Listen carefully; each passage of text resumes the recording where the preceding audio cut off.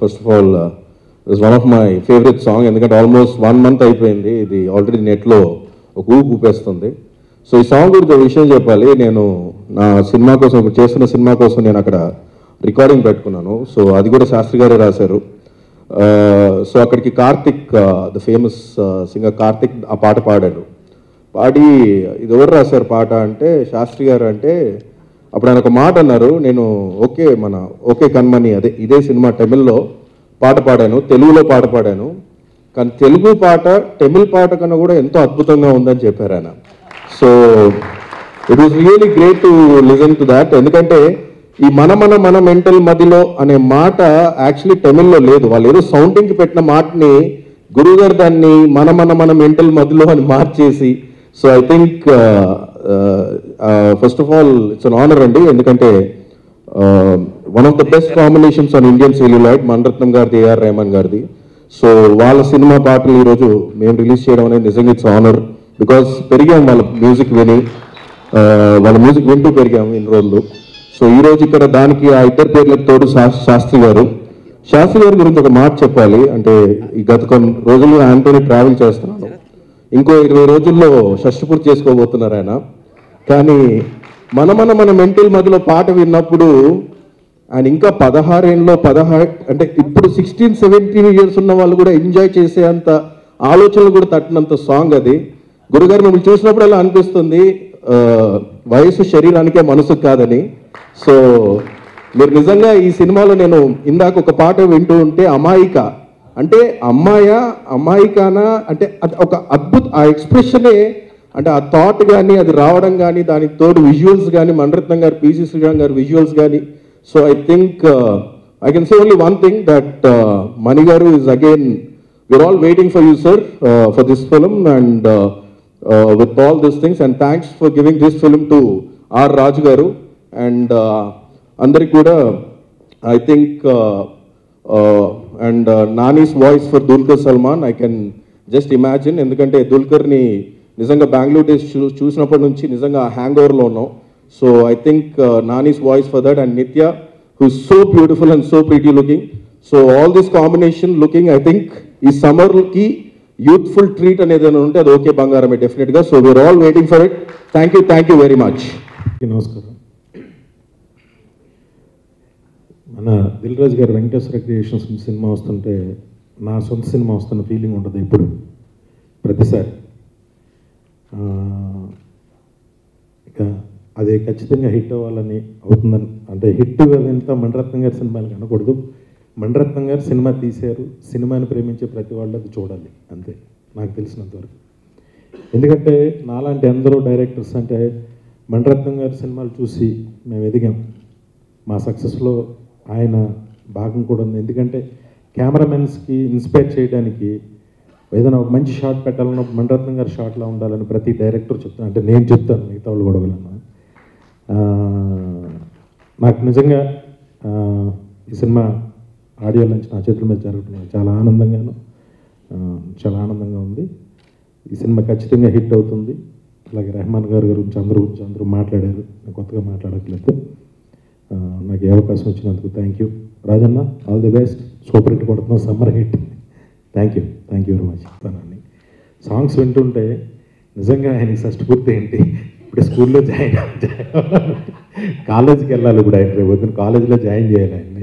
నాకు తెలిసి ఈ సినిమాలో అందరికంటే ఎక్కువ బెనిఫిట్ అవ్వబోతుంది నేనే. ఎందుకంటే దిల్ రాజు గారి కంటే, మనీ సార్ కంటే, రెహమాన్ గారి కంటే అందరికంటే ఎక్కువ.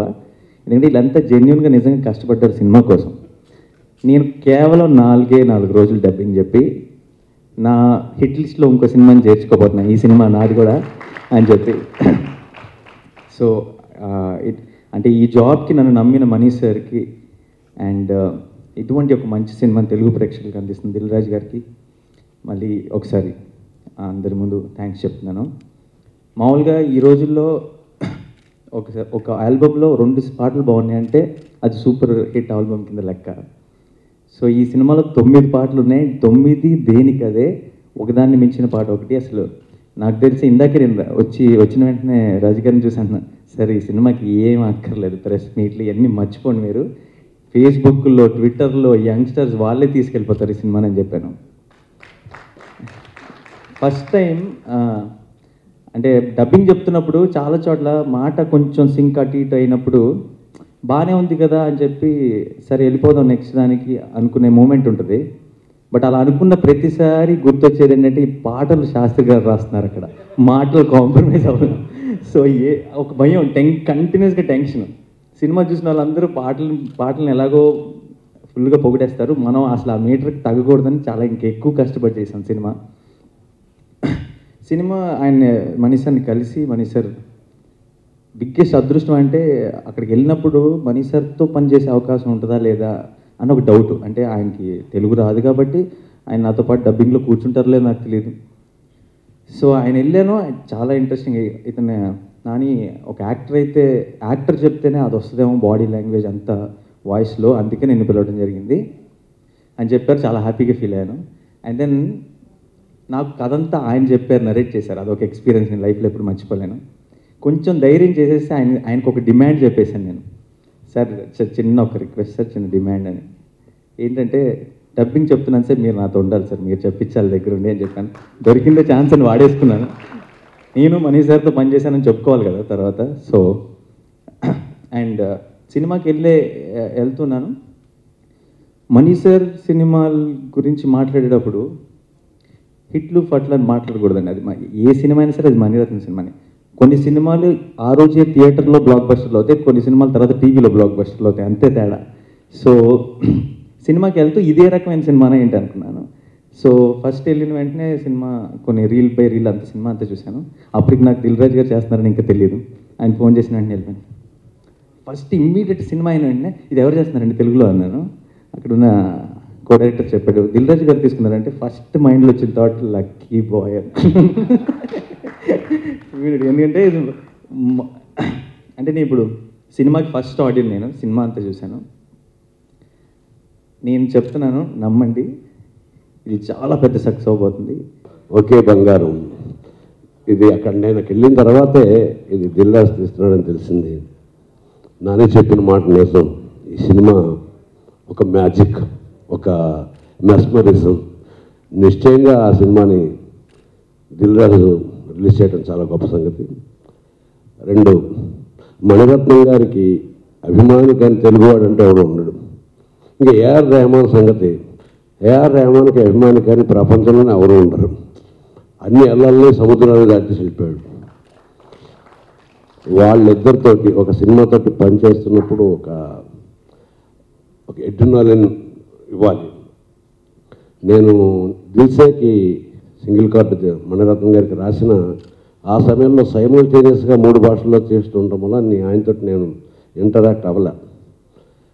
ఆయన దిగ్గజం లాంటి దర్శకుడు. కానీ వెళ్ళిన మొదటి రోజు ఆ సినిమా నేరేషన్ మా ఇద్దరికి మధ్య మొత్తం సంభాషణతో ఇంగ్లీష్లో జరిగింది.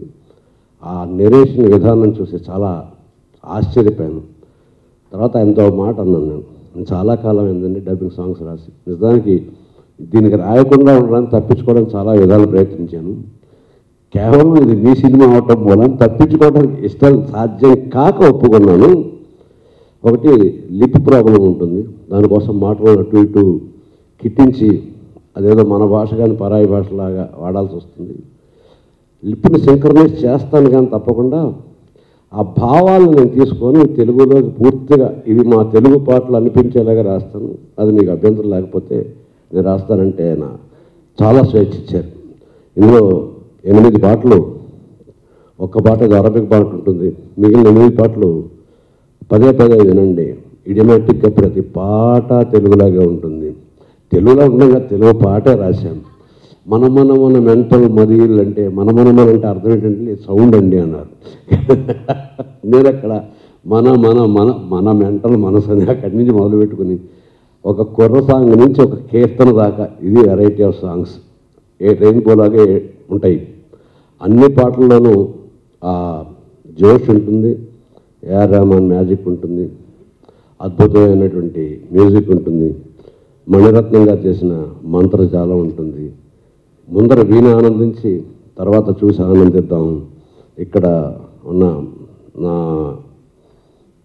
ఆత్మీయుడు మా అబ్బాయి వంశీ కూడా అది వచ్చి అక్కడ చెప్పాడు, కానీ ఆ మాట మణిరత్నం గారు అన్నారు. ఆయన సంస్కారం అది. ఆయన సంస్కారానికి వేదిక నుంచి నమస్కారం చెప్తున్నాను. శ్రీకర్ ప్రసాద్ గారు ఆయన మాట్లాడుకుంటూ నేను వెళ్ళిపోతుంటే ఆయన వచ్చి శైలిలో తెలుగు పాటలే చాలా గొప్పగా ఉన్నాయటండి అని. ఇక్కడ తమిళంలో పాటలు రాసిన వ్యక్తి సామాన్యమైన వ్యక్తి కాదు. నాకు ఆయన అంటే విపరీతమైన ఆరాధన. వైరముత్తు గారు రాశారు పాటలు, మామూలు మనిషి కాదు. వైరముత్తు గారు అంటే నాకు ఎందుకు ఆరాధన, ఒక లిరిక్ రైటర్గా ఈ వేదికను ఆధారంగా చేసి చెప్పాలి. ఆయన ఒకసారి ఒక స్టేట్మెంట్ ఇచ్చారు. ఆ స్టేట్మెంట్ తమిళంలో ఉన్న రచయితలకే కాదు, భారతదేశంలోనే రచయితలు కాదు, చలనచిత్ర వేదిక మీద నుంచి పాటలు రాస్తున్న ప్రతి ఒక్క గేయ రచయితకి కూడా గర్వంతో ఛాతి ఉప్పొంగుతుంది. సినిమా పాటల ద్వారా నోబెల్ ప్రైజ్ తెచ్చుకోవడం నా లక్ష్యం అని చెప్పారు ఆయన. అది అన్నాళ్ళు అయింది. అంతటి గొప్పవాడు రాసిన పాటలు. కానీ గొప్పతనాన్ని చాలా గౌరవిస్తాను. కానీ నా తెలుగుతనం కోసం భావాలని సొంతం చేసుకుని రాశాను. ఏదో అడగనా, ఏదైనా అడగనా, మౌనంతో అడగనా, మాటలతో అడగనా, అడగకనే అడగనా, అడిగిందే అడగనా, ఇలాగ మొత్తం పాటలన్నీ అందులో ఉంటాయి. నెక్స్ట్ విని ఆనందించండి, తర్వాత చూసి ఆనందిద్దాం. ఇందాక మాటల్లో వినయ్కి చెప్పాను, వినయ్ నా వయసుని చూసి కంగారు పడద్దు, నా వయసు కూడా చిన్నదేనయ్యా, మనసే కాదు వయసు కూడా చిన్నదే. నేను దిల్లు రాస్తూ ఉంటుంటాను, అస్తమానం వచ్చి కళ్ళల్లో కళ్ళు పెట్టి చూడకండి నేను రాయమనద్దు. ప్రతి సినిమాకి క్యాసెట్ తీసుకుని పెడతాడు. 6వ పాట అండి, కళ్ళల్లోకి కళ్ళు పెట్టి చూడతాను. ఎప్పుడూ కళ్ళలో కళ్ళు పెట్టదో చిన్న చిలిపి పాట ఇవయ్యా రాస్తాను, నాకు సరదాగా ఉంటుంది. నేనే ముసలాన్ని అయిపోయిన ఫీలింగ్ నాకు క్రియేట్ చేయకండి. నేను ఎప్పుడు I want to be at 6, not at 60. Thank you. So నాలాంటి సామాన్యుడికి మణిరత్నం గారు డైరెక్టర్, ఏఆర్ రెహమాన్ గారు song music and Sitaram Sastri గారు లిరిక్స్ రాసిన పాటను నన్ను లాంచ్ చేయడం నా అదృష్టంగా భావిస్తున్నాను. ఇది అందరికీ జరగదు. I'm feeling really lucky and I'm wishing all the best for and all the luck for Mani Ratnam sir and A R Rahman గారు అండి. సీతారాం శాస్త్రి గారి గురించి ఒక చిన్న మాట అండి. ఇవాళ నేను డిప్రెషన్ నుంచి బయటకు వచ్చి ఇంత కాన్ఫిడెంట్గా మేము అందరం మాట్లాడుతున్నానంటే దానికి సీతారాం శాస్త్రి గారి పాట వల్లేనండి. సార్ మీరు రాసిన ఎప్పుడు వదులుకోవతరా ఓటమి, ఎప్పుడు వదులుకోవతరా ఓటమి, ఎప్పుడు ఒప్పుకోవతరా ఓటమి అనే పాటకి దానివల్ల నేను ఇంత కాన్ఫిడెంట్గా ఉన్నాను సార్. అండ్ అది నాకు చాలా స్ట్రెంగ్త్ని ఇచ్చింది and it gave me lot of confidence అండి. Sir thank you so much sir. And మా ప్రొడ్యూసర్ గారి గురించి మాట్లాడాలండి. April 19th ఆయన 25 years ఆయన ఇండస్ట్రీకి వచ్చి. సార్ రండి, ఆల్ ది బెస్ట్. సో ఆయన సార్ ఈ మూవీ సిల్వర్ జూబ్లీతో మీరు డెఫినెట్గా 25 years మీకు డెఫినెట్గా గుడ్ సెలబ్రేషన్ రావాలని ఆశిస్తున్నాను సార్. సార్ వయసుతో సంబంధం ఏముంది సార్ ఇక్కడ? ఇప్పుడే చెప్పారు కదా సీతారాం శాస్త్రి గారు. సార్ 25 years మీరు సర్వైవ్ అవ్వడం మామూలు విషయం అనుకుంటారా ఏంటండి? సో మనసున మా రాజు గారికి I wish him all the success and all the success to the whole team of okay Bangaram. Thank you so much. It's an honor to be here because, you know, I believe that Prapanchanlo andi, like, you know, there are many directors, many music directors, but, you know, there are two great people, Mani Ratnam garu and A.R. Rahman garu, and I believe that the world is a better place because of Mani Ratnam sir's films, and the world is a better and a happier place because of A.R. Rahman garu music. And నిజంగా తను అన్నాడు depression నుంచి బయటికి రావడానికి, you know sir పాటలు, శ్రీవన్ సీతారామ శాస్త్రి గారు పాటలు inspiration. నాకు కూడా ఇట్స్ లైక్ ఏఆర్ రెహమాన్ గారు పాటలు అంటే it makes my day. Especially ఇంతకుముందు తేజు రిలీజ్ చేసిన సాంగ్ మెంటల్ మదిలో అన్నది, it's such an amazing song. నాకు లూప్లో ప్లే అవుతుంటుంది కార్లో. మా మమ్మీ డాడీ వాళ్ళు తిట్టినా కానీ ఏంట్రా రాత్రులు సౌండ్ పెడుతున్నాం అని, but still I'm listening to that song and నా హెడ్లో ఎప్పుడు రింగ్ అవుతూ ఉంటుంది. It's a fantastic song. And Dil Raju గారు నార్మల్ స్క్రిప్ట్ సెలెక్షన్ సూపర్ ఉంటుంది, బట్ నిజంగా sir to get this movie and Telugu పీపుల్కి చూపించడం it's really sweet of you. I think this movie is going to be a huge hit and I'm going to watch it first day. ఇంకేం చెప్పాలి cinema గురించి? Well, that's it. It's going to be huge hit and it's an honor to be here. Thank you so much. 7 days అయింది వచ్చిన నుంచి. నేను షూటింగ్కి వెళ్తున్నప్పుడు వస్తున్నప్పుడు ఈ పాటలు వింటుంటే ఏదో తెలియని ఒక తీయటి అనుభూతి. సో ఎట్టి పరిస్థితుల్లో శాస్త్రి గారిని పిలిచన్న ఈ ఆడియో ఫంక్షన్ని చెయ్యాలని నేను నిర్ణయించుకొని ఈ ఆడియో ఫంక్షన్ పెట్టాను. అది కూడా ఈవినింగ్ పెట్టమని శాస్త్రి గారు చెప్తేనే ఈరోజు 7 o'clock పెట్టి నా ఆత్మీయులందరినీ పిలిచి ఈరోజు ఈ ఆడియో ఫంక్షన్ చేశాను. రెండోది మణిరత్నం గారు. అందరికీ మీకు తెలిసింది సఖీ సినిమా ఒకటే చెప్తున్నారు. నేను డిస్ట్రిబ్యూటర్గా మొదలయ్యి ఆఫీస్ పెట్టిన తర్వాత ఒకే ఒక్కడు నువ్వు వస్తావని సఖీ హ్యాట్రిక్ ఫిలిమ్స్ నైజాంలో డిస్ట్రిబ్యూట్ చేశాం. అలా కంటిన్యూగా డిస్ట్రిబ్యూషన్లో సక్సెస్లో వెళ్తున్నప్పుడు ప్రొడ్యూసర్గా మారాలని ఆశ, ఏ మనిషికైనా ఎదగాలి, నెక్స్ట్ స్టేజ్కి వెళ్ళాలని ఉంటుంది కదా. అలాగే మాకు కూడా ఒక ఆశతో మణిరత్నం గారు తర్వాత తీసిన సినిమా అమృత, అది మా వెంకటేశ్వర ఫిలిమ్స్లో ప్రొడ్యూసర్గా రిలీజ్ చేసిన first film. Is a disaster, misfire. చాలా కృంగిపోయాను. కానీ దాని వెనకాలనే మళ్ళీ మమ్మల్ని నిలబెట్టడానికి మా వినయ్ ఆది సినిమా ఇచ్చాడు 1 month గ్యాప్లోనే. అంటే ఒక సక్సెస్ ఫెయిల్యూర్తో సంబంధం లేకుండా ఒక గ్రేట్ డైరెక్టర్ ఒక ఫ్లాప్ ఇస్తే అప్పుడే అప్కమింగ్ వినాయక్ ఇండస్ట్రీకి వచ్చి ఒక సక్సెస్తో మళ్ళీ మమ్మల్ని నిలబెట్టాడు. అలాంటి మణిరత్నం గారితో 15 సంవత్సరాల నుంచి నేను అబ్జర్వ్ చేస్తున్నాను. ఏదో ఒక రోజు మళ్ళీ నాకు అలాంటి అవకాశం రావాలి, అవకాశం వచ్చిన రోజు తెలుగు ప్రేక్షకులకు మణిరత్నం గారి సినిమా సక్సెస్ఫుల్గా అందియాలని నా కోరిక 15 years నుంచి ఉండిపోయింది. తన ప్రతి సినిమా నేను అబ్జర్వ్ చేస్తున్నాను, ఏది సక్సెస్ఫుల్ రావడానికి అవకాశం ఉందని. ప్రీవియస్ ఫిలిమ్స్ అన్నీ ట్రావెల్ అవుతున్నాను. ఈ ఓకే కనుమని మణిరత్నం గారు తీస్తున్నారని తెలిసి ఈ స్టోరీ లైన్ ఇంట్రెస్ట్గా ఏముంది అని కనుక్కోవడానికి ప్రయత్నం చేస్తే ఈ ఐడియా సఖీ లాంటి యూత్ఫుల్ లవ్ స్టోరీ తీస్తున్నాడని తెలిసి నేను చెన్నై వెళ్ళిపోయి మణిరత్నం గారు ఆఫీస్లో కూర్చొని అప్పుడే మణిరత్నం గారిని కలిశాను. ఎవరు మణిరత్నం గారిని అంత ధైర్యం చేసి అడగరేమో ఈ సినిమా స్టోరీ ఏంటి సార్ అని అడిగా. సో అలా ఒకసారి చూసి అంటే లేదు సార్ ఇట్లా తెలుగుకి చేద్దామన్నా ముందు నా హిస్టరీ అంతా మళ్ళీ చెప్పి I know you are Dil Raju, తెలుగులో మంచి మంచి సినిమాలు తీశారని తెలుసు, తెలుగు ప్రేక్షకులకు అందియాలని కోరుకుంది సార్ నాకు. సో స్టోరీ అంటే ఒక 1/2 hour వెయిట్ చేయండి అని ఒక పేపర్ మీద టోటల్ సినాప్సిస్ పంపించాడు. అది 1/2 hour నేను అదే ఆఫీస్లో కూర్చొని అక్కడే అది చదువుకొని ఆ స్టోరీ లైన్ పాయింట్ నుంచి స్టోరీ లైన్ తెలుసుకొని ఈ సినిమా అక్కడే 5 minutesలో వాళ్ళు ఒక ప్రైజ్ అంటే 5 minutesలో ఫైనల్ చేసి అగ్రిమెంట్ చేసుకొని వచ్చేసాను.